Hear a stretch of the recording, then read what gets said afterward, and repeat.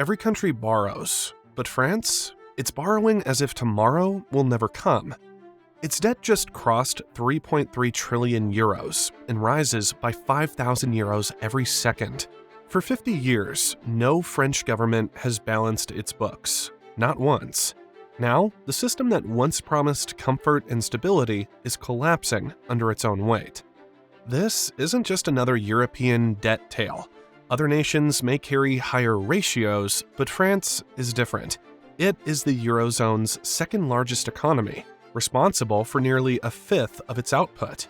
If France were ever to miss a payment, the shock would not stop at its borders. It would reverberate across Europe. The warning lights have been flashing for years. Every government, left or right, has spent more than it earned. Such a path cannot continue indefinitely. Yet, each attempt to correct course has sparked fresh turmoil, and the clock keeps ticking for Emmanuel Macron. Since the 1970s, the balance has quietly tipped. Pensioners have seen their incomes grow faster than those of the young, and for the first time on record, retirement checks outpace the wages many workers bring home. Yet the machinery of politics is jammed. One administration demands higher taxes, another vows austerity, a third promises reform, none of it holding for more than a brief season. The pattern repeats. A government takes office, unveils a fix, resistance swells, the coalition buckles, and we return to the start. All the while, France's debt ticker climbs, and so the question sharpens. What if nothing changes? If Paris cannot steady its finances, the rest of Europe may have to intervene, willing or not, and with that, the stability of the entire Eurozone could be drawn into the storm. For more than 70 years, France built an economic model admired around the world, a state-led welfare system combining capitalism with social protection. If you got sick, the state paid.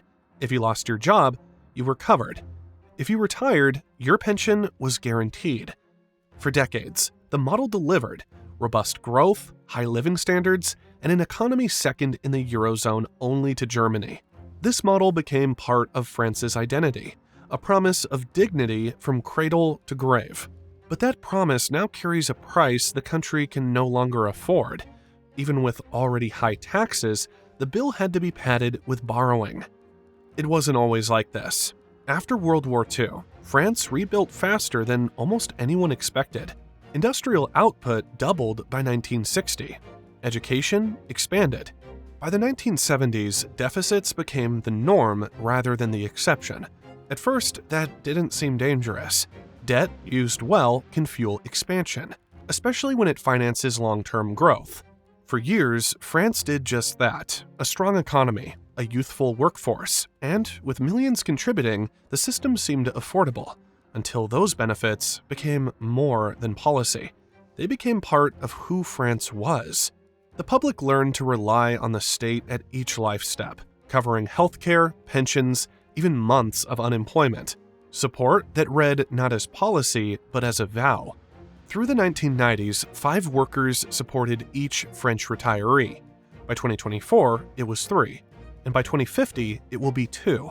A demographic squeeze that has pushed pensions and healthcare to consume ever more of the budget even as the tax base thins. France now spends about 14% of GDP on pensions, roughly 350 billion euros a year, more than defense, education, and transport combined, while productivity, once a European strength, has stalled. Output per worker is down about 4% since 2019, and unit labor costs are rising.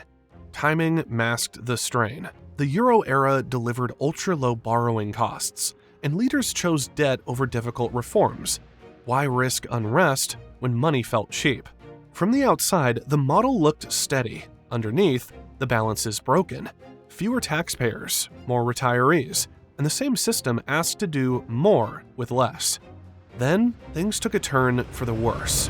And France, like everyone else, opened the fiscal floodgates to keep the economy alive. As jobs vanished, households that once paid in now relied on the state to get by. Revenues fell, support surged, and in just 2 years, debt to GDP ratio jumped from roughly 60% to 80%. It was the first clear warning. The system was more fragile than it looked. Yet, while Greece and Spain were pushed into painful bailouts, France slipped past the spotlight. Urgency faded. The European Central Bank cut rates. Borrowing turned cheap, and so Paris chose debt over difficult reform. But the country was changing. An older population, a smaller workforce, and ever-rising public outlays kept the pressure up. Ultra-low rates masked the strain, encouraging leaders to postpone choices, borrow more, and promise more, each year leaving the edifice a little more fragile. The gamble held until it didn't. COVID arrived, the economy froze, and the state stepped in again with furlough schemes, guarantees, bailouts, and emergency healthcare. Hundreds of billions later, debt surged past 110% of GDP, for the first time since World War II, more than the entire economy produces in a year. The logic made sense. Survival first, balance later. But later never really came, and the illusion was over. France's debt problem was no longer theoretical. It had become the new reality. See, here's the thing. France's welfare state had long grown too costly to sustain without continual borrowing. Decades of deficits were built into the machinery. The pandemic didn't create the problem. It snapped the last support, turning a long drift into a spiral, and no administration seemed to know how to break out of it. The welfare system, designed in another era of cheap credit and buoyant growth, the model now collides with rising interest rates and a slowing economy, making every euro for healthcare, pensions, and benefits feel heavier. To put this into perspective, for every euro France produces, roughly 57 cents feeds the public sector. In 2024, France ran a deficit of 167 billion euros. More than 50 billion euros of that deficit wasn't spent on schools or infrastructure. It went purely to pay interest on existing debt. Today, interest costs are rising fast, projected to jump from 59 billion euros in 2024 to over 100 billion by 2029. Imagine spending more on interest payments than on national defense. That's not imagination anymore, it's trajectory. In total, the state is overspending by roughly 6% of GDP, nearly double the EU's 3% limit, and hasn't met that threshold since COVID, with no clear path back. Why does the gap keep widening? Because most spending is locked into obligations that can't be paused without triggering a crisis. At the heart of it all lies the cost that's eating the system alive: pensions. France now devotes more to pensions than almost any nation on Earth, over 350 billion euros last year, about 14% of the entire economy, well above the EU average of 10%. Put simply, pensions cost more than what the state spends on schools, the military, and transport put together. Yet the cost is only the surface. Beneath it lies a demographic riptide. Retirees were under 15% when the architecture was laid. They're about 22% now, and by 2050, they're expected to reach 30%, nearly 1 in 3. People are also living longer, with life expectancy almost 11 years higher than 50 years ago. That's a decade more of payments and care the system was never designed to carry. In a pay-as-you-go system where current workers fund current retirees, fewer contributors and flatlining inputs leave a widening gap. France's economic crisis isn't just about debt or deficits. It's about something far quieter and far more dangerous: productivity. For decades, France maintained a reputation for high-skilled labor and world-class output. But in the last 15 years, the engine at the core of its economy has been losing power. Since 2010, French labor productivity has grown by less than 3% total. Not per year, total. That's roughly 0.2% per year, compared to 1.1% in Germany and 1.4% in the US. This stagnation has enormous consequences. When productivity stalls, wages stagnate. When wages stagnate, consumption weakens. When consumption weakens, tax revenues drop exactly when social spending is rising. It's a chain reaction, a slow-motion collapse that amplifies every other problem in the system. Everyone knows the trajectory can't hold. Economists warn it. Investors price it. Even the government concedes it. But each attempt to adjust the system detonates. Every time a French president tries to reform pensions, the country erupts. In 2023, Emmanuel Macron proposed raising the retirement age from 62 to 64, still lower than Germany's or Italy's, which stand at 67. More than 3 million people filled the streets in a single day against President Macron's pension reform. France erupted. Strikes halted transport, trash piled up in Paris, and protests turned violent. Roughly 70% opposed the change, despite near-unanimous expert backing. When Parliament balked, Macron pushed the bill through via a constitutional mechanism, but at a cost of inflaming anger, sinking his approval, and narrowly dodging a no-confidence vote. In September, as Le Monde put it bluntly, France's debt crisis has crossed from economic issue to political liability. That was the moment it became clear. This wasn't cyclical, it was structural. Every economic crisis is, at its core, also a political one.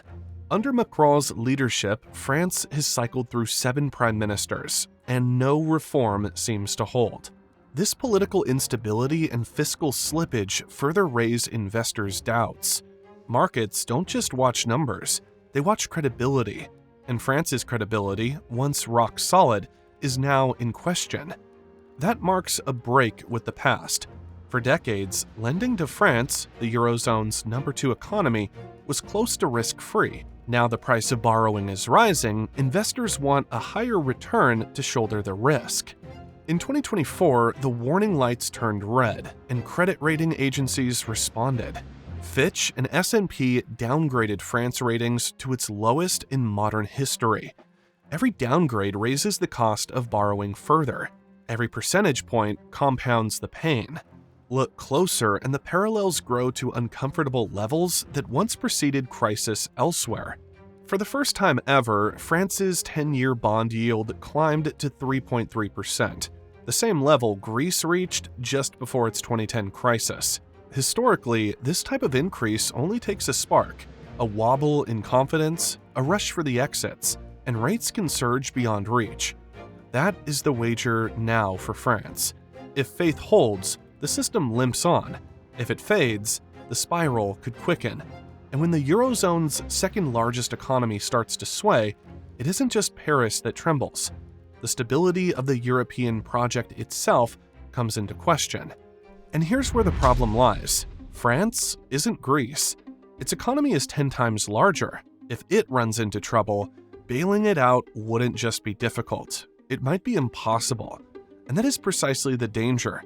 France is too big to bail out, and there's simply not enough fiscal capacity to rescue it.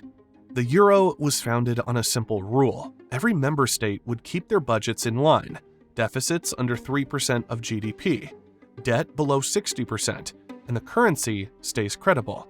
France, like others, has drifted far from those markers. If markets ever lost faith, the European Central Bank would be pressed to step in, buying French bonds to halt a collapse, crossing the very rules meant to keep the euro credible. This begs the question, if France can borrow without consequence, why not Italy? Why not Spain? Cross that line, and the fracture runs through the euro itself. Europe has ignored its fiscal guardrails before, Greece, Portugal, Ireland, and paid with a decade of austerity. But this time, there is no easy villain, no binge of reckless loans, no banking scandal. France's problem is more elemental, a system built for another century, younger demographics, faster growth, cheaper debt. That world has vanished. France makes up roughly a fifth of the Eurozone. If it wobbles, so does everything built on top of it. The European Union's recovery funds, its defense spending, its energy transition, all depend on a stable France. Yet, with debt surging, interest costs climbing, and growth near zero, fiscal credibility is slipping away. In Berlin and Brussels, warnings grow louder. Quiet briefings tip toward open alarm. There is another cost quietly eating the French economy from within: corporate subsidies. France now spends more on subsidizing businesses than almost any country in Europe. In 2023, corporate aid exceeded 160 billion euros, according to the French Court of Auditors, more than education and nearly on par with pensions. What began as a relief for struggling sectors morphed into hiring incentives, then climate support, innovation grants, and industrial policies. But over time, subsidies became a crutch, a replacement for productivity, competitiveness, and structural reform. In other words, a system that rewards weakness. France now operates what some economists call a state-dependent private sector. In some industries, a significant portion of firms rely on public aid to stay profitable. Instead of improving efficiency, digitizing, or training workers, firms wait for the next subsidy program. It mirrors the pension system's dysfunction for one simple reason. Both were created for a world with faster growth, younger demographics, and cheaper capital.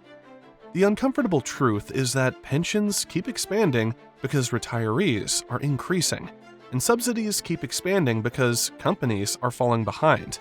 And both systems pull France deeper into deficits. But the real issue isn't just helping companies, it's what gets sacrificed.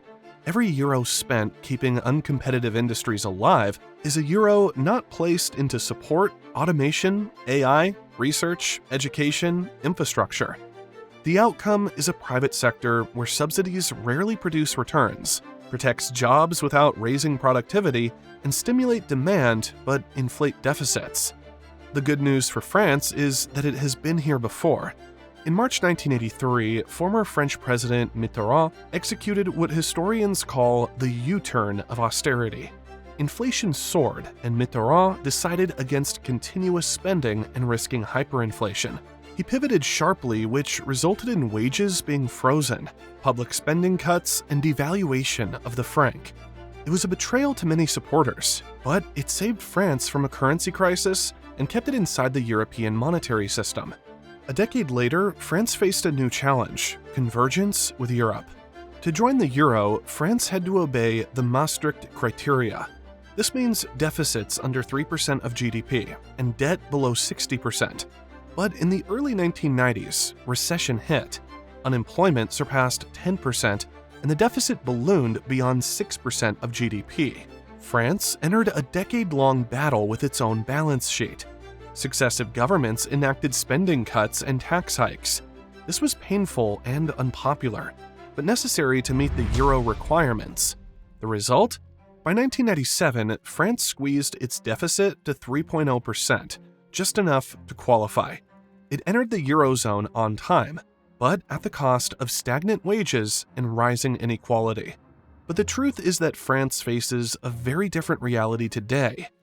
The fiscal toolkit is smaller, the debt is deeper, and the European Central Bank no longer has unlimited freedom to save everyone. France's debt crisis didn't begin with a single bad decision. It began with decades of noble intentions: to protect, to preserve, to provide. But good intentions, when stretched too far, can bend an economy until it breaks. There is still a chance. If France can reinvent its model, economists point to digitalization, energy independence, and automation as lifelines. If productivity rose by just 1% per year, the country could stabilize its debt by 2030. It remains a powerhouse in nuclear energy, aerospace, and luxury exports. It has the tools to recover. What it lacks is political unity. And the longer France delays, the louder the clock ticks. The world is watching, not to see France fall, but to see whether it can rise again. Discipline in one hand, ambition in the other. Because the real question isn't whether France can pay its debts, it's whether it can reclaim control of its story.